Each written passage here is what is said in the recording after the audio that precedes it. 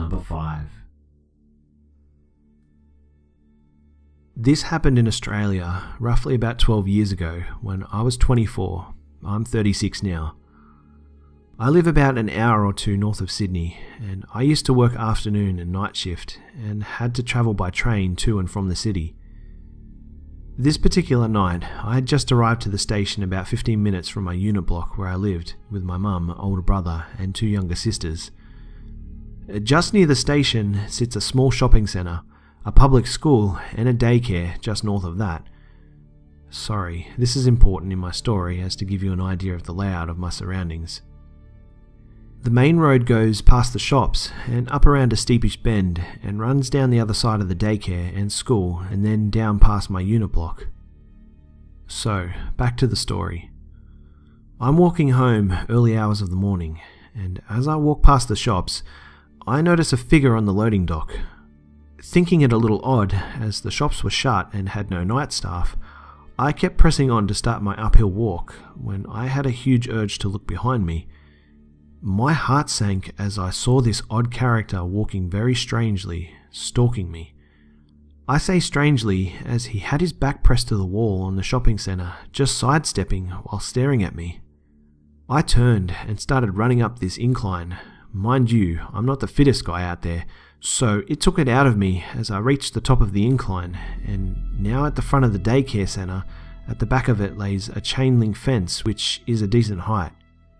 So I looked back and I couldn't see anyone, so I continued home past the daycare, and again my senses went to overdrive as I heard someone running and scrambling over the chain fence. I sprinted down the road past the school and was now at the main driveway of my unit block, totally out of breath. As I gained the courage to look back up the street, I was in total shock and scared to death of the figure staring at me no more than 10 meters away now. This guy was crazy looking, standing 6'2" or 3, huffing and puffing, gaining his breath from chasing me. He was dressed in black with a greyish beard and hair. The thought of his eyes still chills me to this day. There was so much hate and malice in them. I knew I'd be in big trouble if he caught me.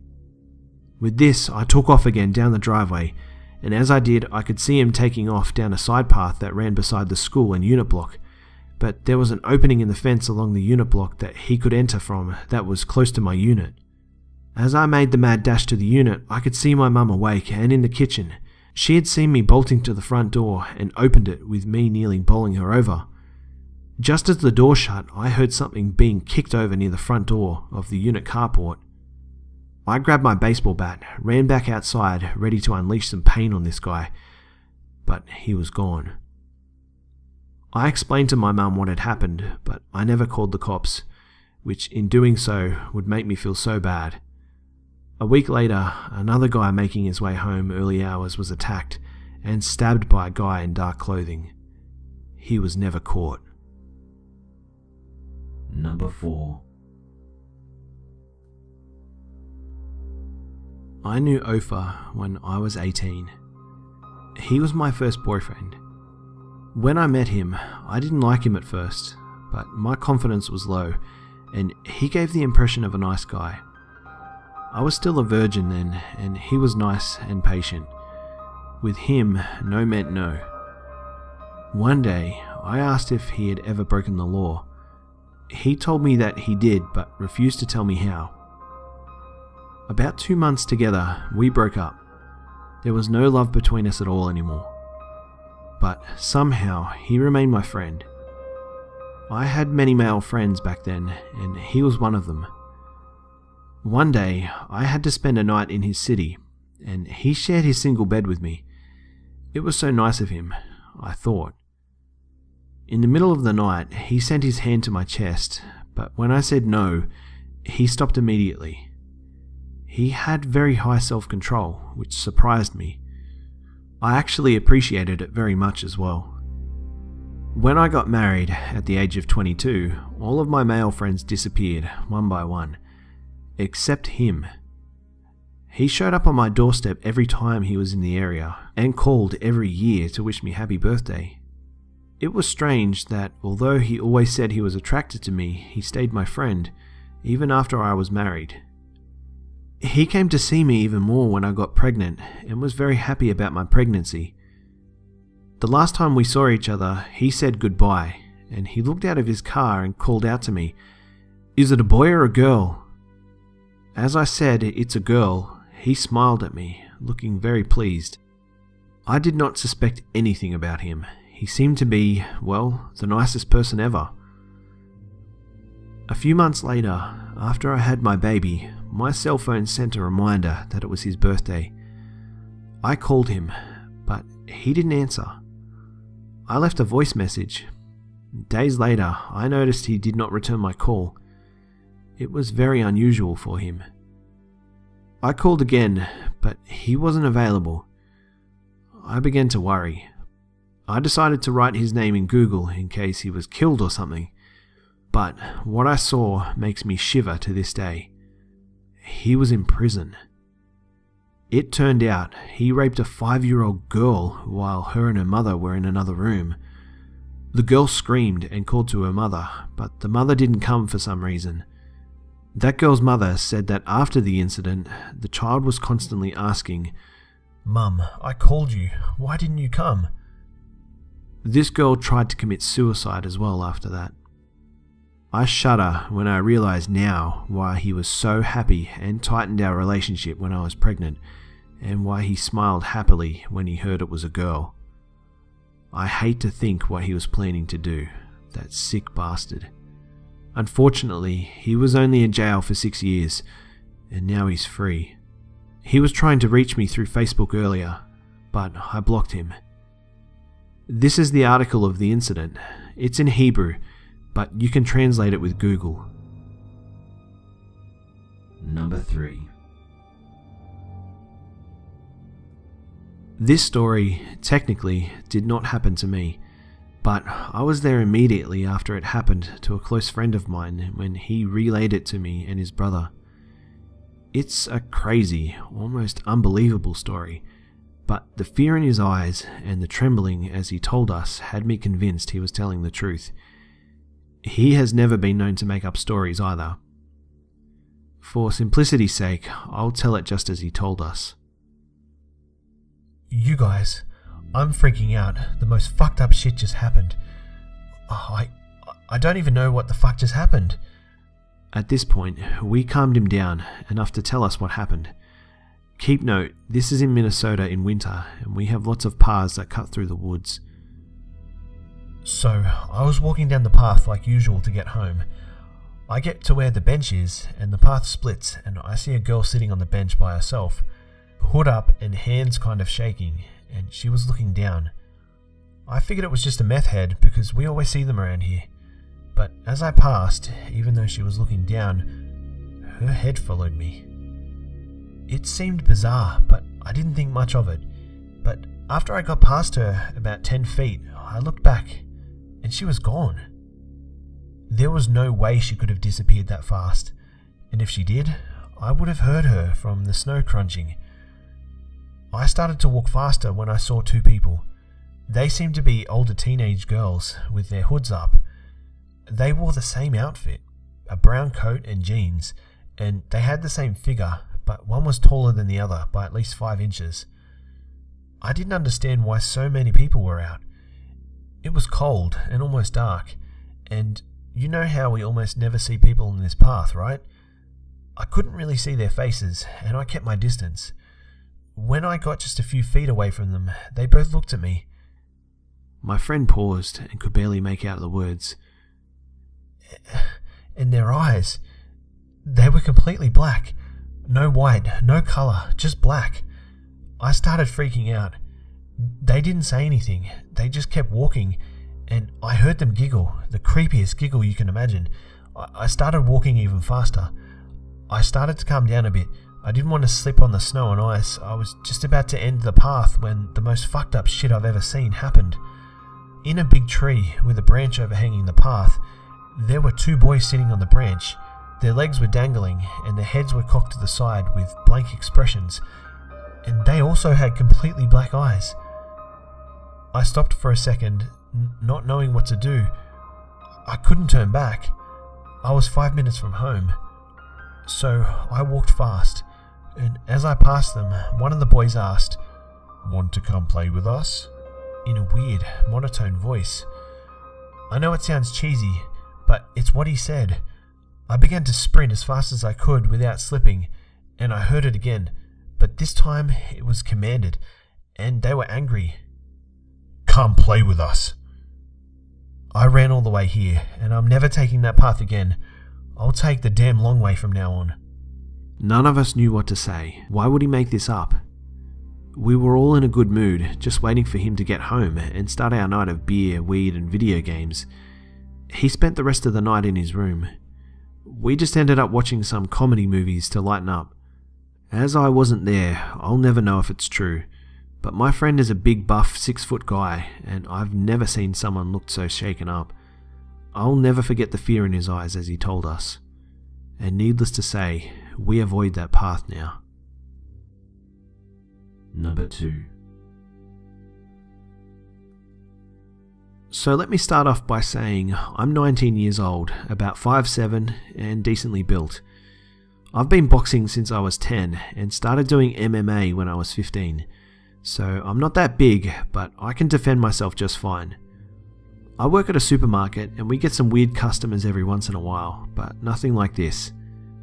I was in the back stocking shelves and I get a call to come up to the front, quickly. I jog up there and see a fellow female co-worker and some guy arguing, like yelling. This dude was probably 60 or so, and he didn't fit the usual description of a creep, but I would soon find out that that was wrong. I go up there with another co-worker, Dane, and we break up the situation. He left and we ask Emily what happened. She told us. He walked up and asked for condoms. She told us that she told the man, "Well, they would be near the life supplies right over there." Apparently, what the guy said next is what caused the commotion. "Well, you want to help me try some on?" No you fucking creep. That's uncalled for." Then he ran his hand through her hair, which caused her to snap on him. Myself and Dane tried to comfort her. "He won't be back," I said reassuringly. "Yeah, if he comes back, he'll wish he didn't." Nothing happened for the rest of the night. The next day, I saw that creep again and decided not to tell anyone and followed him. Here's what he bought: duct tape, rope, gas, a pocket knife, a camera, gloves, a notebook, and a pack of Sharpies. After he left, I kind of forgot about it, and at the end of the day, I collected all the carts, and as I was walking to my car with Dane, I saw something in my car. A ticket? Nah, I didn't do anything wrong, and I noticed it was a paper ripped out from a notebook. It read, "Next time, stay out of my business that's not yours. That is, if you ever want to see the sunlight again. You can't stop love." As I was reading it, Dane ran up and told me he had a note on his car as well and showed me the note, and they were the same. We both freaked out. "What the fuck is wrong with this guy?" I said to Dane. Dane paused for a second, got all red-faced and said, "If I see this creep, I'm gonna fuck him up." I thought rationally. "Dane, you can't just beat his ass, man. I mean, legally he hasn't done anything wrong. We don't have proof that he wrote this either." "I don't give a fuck." Then Dane got in his car and drove off. Well, whatever. I went back to my apartment and went to bed. The next day, at work, I saw the guy in his car with the camera he bought yesterday. I decided to take the bull by the horns. I tapped on the glass and he looked at me surprised. "Are you taking pictures of Emily, you fucking creep?" Then he floored it out of the parking lot. He almost hit several cars out on the way. The rest of the day, though, was relatively quiet, and after a long day at work, I came back to my small one-bedroom apartment, made dinner, and sat down to watch some TV, when I heard a knock at my door. I instantly thought of that creep, and so I snuck up to my door and look at the peephole, and see nothing. Then a little bit of light, like someone was covering the hole with their finger. I stood motionless near the door, and I hear, "You and I both know you're right behind the door. Come on. I told you not to get involved in my business." My legs became weak. I felt like I couldn't breathe. The note on your car? Come on, can't we talk face to face, Matt? How the fuck did he know my name? I look out the peephole and I see nothing. He must have walked away. I slumped down and wondered what I should do. The next day, I woke up not getting any sleep the last night. Fuck it, I'm going to work, and if he shows up, I'm beating his ass. I was heated. I even stretched before I left, just in case I got into it with this guy. I drive up, walked inside, scanning the parking lot, and saw nothing. After a long day of work, I was walking to my car, and I hear a muffled noise.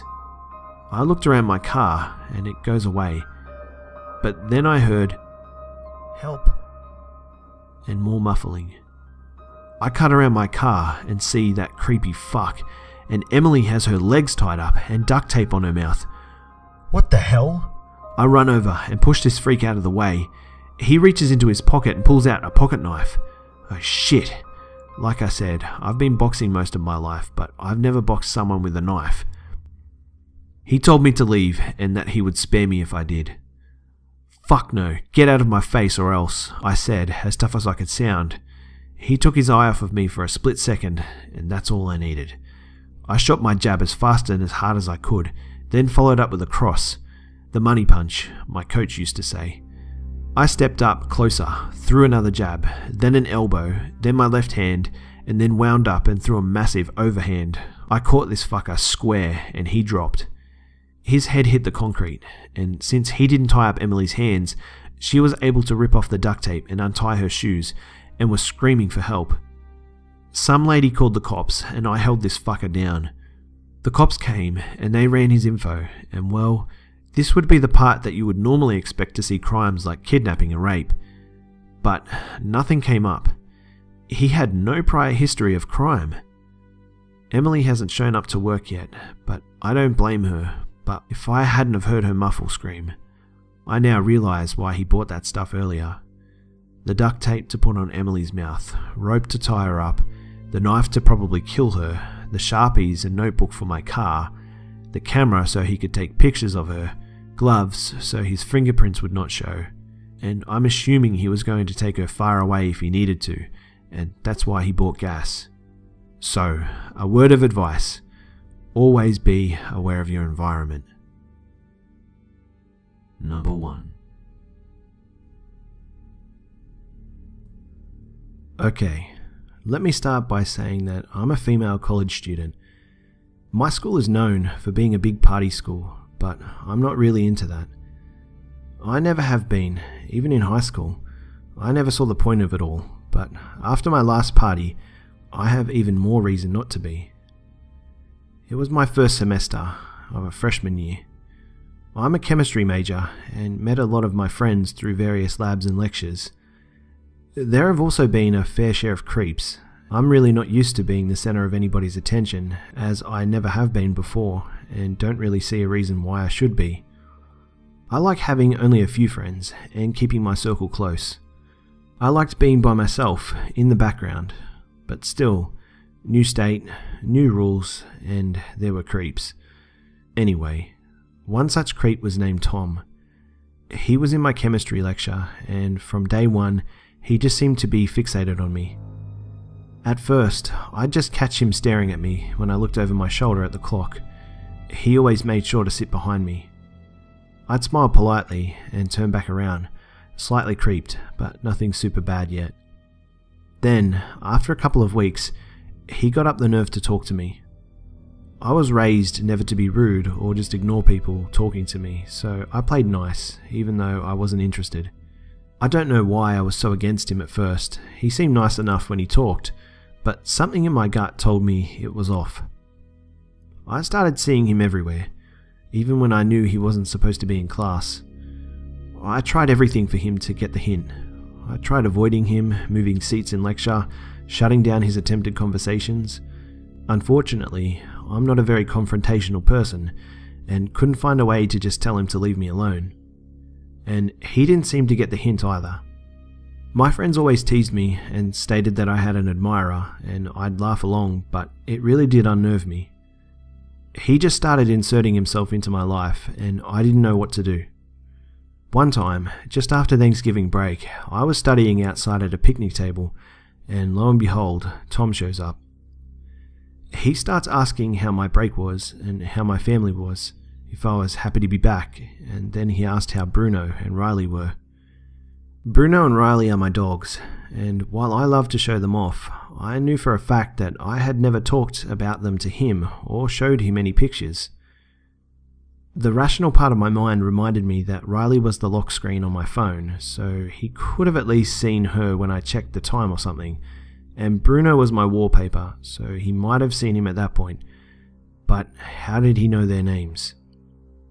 When I asked him, he got nervous and tried to convince me that I'd told him, but when I insisted that I didn't, he made some excuse and walked off. I should have done something then, maybe talked to security or something, but I didn't. I regret to say that I didn't want to. I thought I could handle it myself. I never have been good at asking for help. So, fast forward a little. Tom started getting weird. He kept asking for my number, asking me out, trying to get me to invite him back to my dorm. He got really aggressive. Eventually, I got to the point where my instinctual, well-learned manners went out the window, and I flat out told him, directly, yet gently, as I'm not in the habit of hurting people's feelings, that I was not interested in having a relationship with him, or anyone, right now. He got angry, yelled at me for leading him on, called me names like slut and bitch and whore, and then just stormed off. He started texting me non-stop, telling me how much he hated me, and how I deserved to die. I still don't know how he got my number. I know what you're thinking. Now, she must have gone to the police or security or something, right? No, I was an idiot. I'm not a very confident person as it is, and some tiny part of me felt guilty, like I actually had let him on. I didn't even tell anyone about the texts. I just deleted them all, convinced that if I just ignored him long enough, he'd give up and go away. I was a stupid, naive little 18-year-old, and I just let it happen. Okay, fast forward about a month or so.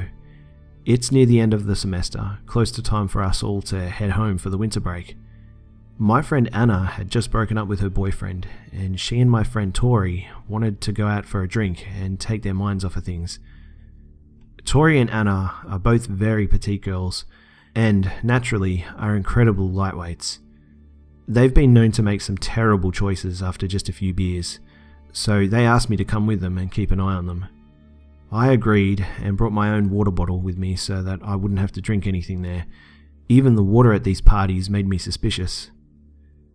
The three of us went to the party, and while Tori and Anna went and got to drinking, I just sat on the couch in the corner and kept an eye on them, taking sips from my water. We'd been there for about 3 hours, and then someone sat down beside me. I look over, and you guessed it, there's Tom. He seems totally hammered already, and he starts talking to me, telling me almost incoherently how sorry he is, and how much he misses me, how he overreacted, how he wishes he could take it all back, and asking if we could hang out later. I refused and told him to leave me alone, but still, he persisted. After another 10 minutes, I saw Anna across the room, stumbling drunk, about to walk off with some guy. I got up from the couch, after telling Tom yet again to leave me alone, and went over to Anna. I separated her from her new friend, who was not nearly as drunk as her, and clearly wanted to take advantage of her.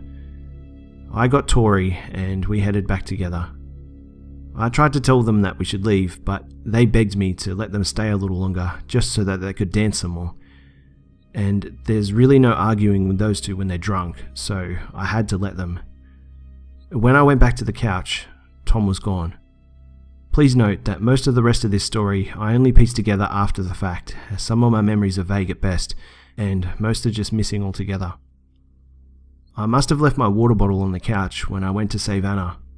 After I took a few drinks, I started to feel weird. I was super dizzy and shaky, so I decided it was time to go home. I grabbed Anna and Tori, and we left, taking the bus back to the dorm, or at least we must have.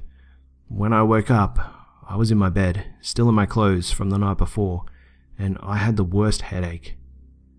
I couldn't remember anything at all after I started to feel weird. My roommate told me that I came home around 2, stumbled into bed and passed out, mumbling something about not feeling well. She was surprised as she knew I didn't drink, but just figured I decided to let go a little and had a little too much. I started to realize what happened. Tom drugged my water. I felt sick. I knew Tom was a weirdo, but I never thought he'd be quite so driven. It sent shivers down my spine to think about what he planned to do, and as if to confirm my suspicions, when I checked my phone, I had a new text from Tom. It said, "Why'd you leave so early last night? I had such a night planned for you." I didn't go out much after that, not just to parties, but to class either. I told my friends and professors I was sick and got the last week's notes from them.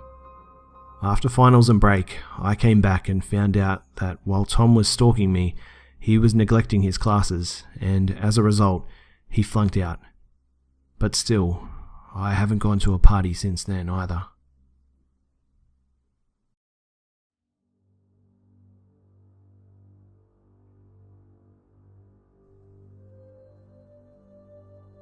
G'day mates, it's B-Buster here. Well, I hope you enjoyed the video guys. Thanks again to the Hive members that shared their stories. And for the chance to have your story feature in a video, you can send your story to my email, which is in the description below. And be sure to keep them coming guys, as this channel relies upon your stories to continue. So just a quick update guys, I just wanted to let you guys know that I've placed a large portion of my videos on private for now. This doesn't mean that they will be set on private forever, but I am going to have to go back and ensure that I have written consent for all of the stories, which kind of sucks, but it has to be done. So if I ever used one of your stories from my videos that you know about and would like to provide me permission, please send me an email and specify which story it was and what your Reddit username is, and some written consent. My email will be in the description below, as I said before. Also guys, there have been a couple of ideas floating around about potentially setting up a website soon with a few of us YouTubers. It's all kind of speculation at the moment, but we thought this might be a nice idea for a few reasons. First, it will give access to smaller channels to gain stories for their own channels. Not every channel has a big enough subscriber base to have stories flowing in all the time, and because we want to make sure the horror narration scene continues to grow on YouTube and the system isn't monopolized, we're hoping this will resolve the issue. Also, I guess it would be a nice place for all of the community to interact together as well, including us narrators. I'm even thinking about posting some of my own stories on something like this and having some of the other narrators tell my stories. I'll keep you guys posted about this, but I just wanted to let you know that there are ideas in motion to ensure that we all continue to share the spooks. So guys, it would be awesome if you could like, share, comment and subscribe if you're new. Thanks again for watching, and as always, I'll see you mates in the next one.